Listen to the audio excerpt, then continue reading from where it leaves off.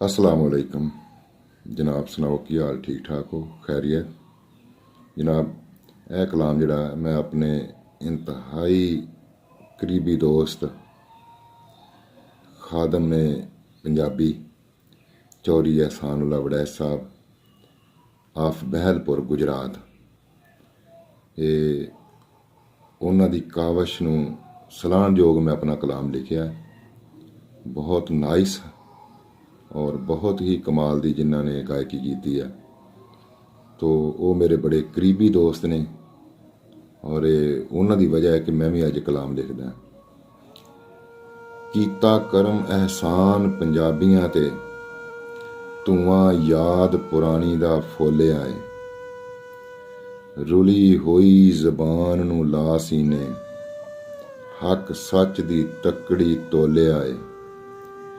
पढ़ पढ़ कलाम सब सूफियां दे हर एक दे दिल नूं मोह लिया है।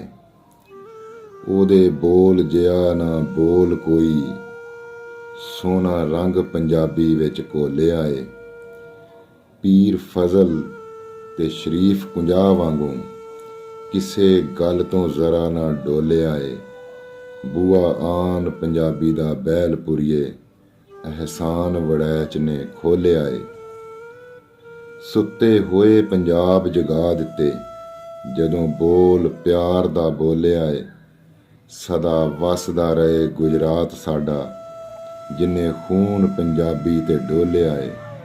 धोखा जिन्ने जबान दे नाल कीता ओनू खूब जमाने ने रोलिया है। सुन बोल एहसान मुसाफरा होए हुन खून पंजाब दा खौलिया है। मेहरबानी जनाब, शुक्रिया। लो जी एहसान साहब, साढ़े बोल, साड़ी अकीदत, साड़ा नजराना कबूल करो जी। अल्लाह मियां तुहानू तंदुरुस्ती सेहत देवे। आमीन सुमा आमीन।